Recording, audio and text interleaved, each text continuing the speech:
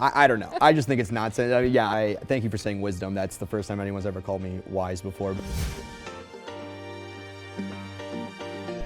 Hey, what's up, guys? I'm Quinn XCII, and this is Billboard News. Hello, I'm Katie Bain from Billboard News, and I am here with Quinn XCII. Quinn, welcome to Billboard. Thank you so much. Thanks for having me. So much in common. The People's Champ, right? So I feel like there's a lot to unpack with even just that title. Yeah. And sort of this infusion of being an underdog into some of the themes of it. And Yeah. tell me how, that underdog quality informs, what you're doing on this.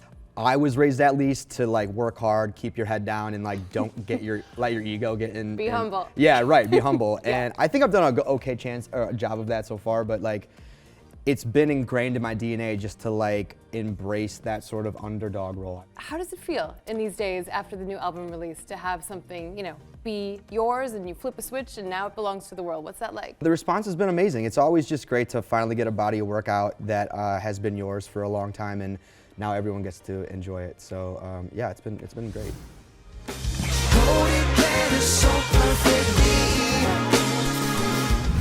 Is the public receiving it so far in ways that have been perhaps surprising to you? I've noticed quite a bit more like strangers have now been put onto my music because of this album. So I don't know if that's just through persistence in making 5 albums, but right.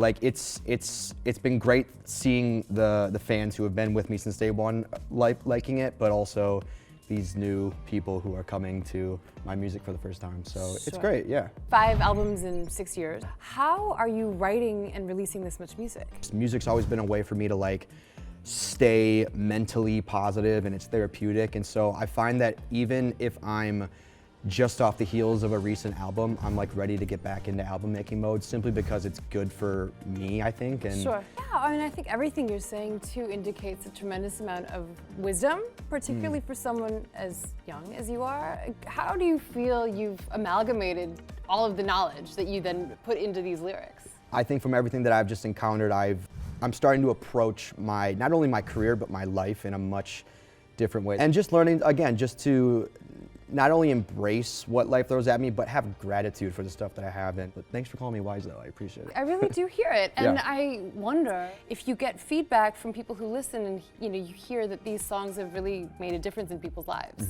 It's mind-blowing to hear the variety of people that have been affected by my music. And that's what really, I think, gives me the motivation to like, even if I do feel like crap one day, or an album isn't received maybe as well as I thought it would have been, those are the people and those are the messages that give me the motivation to keep going and stuff.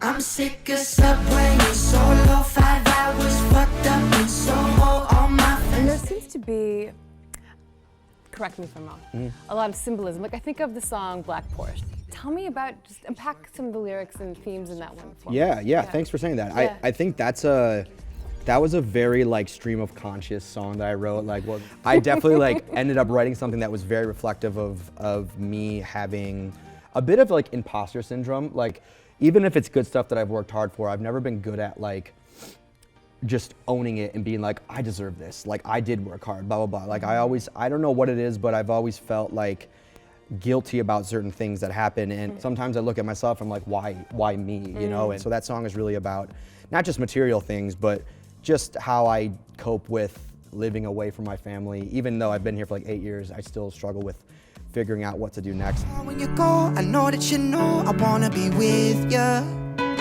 How is the release of this album different in terms of that strategy than it was in 2017 with your debut? It's gotten easier, I would say. It's less like, how do I package myself?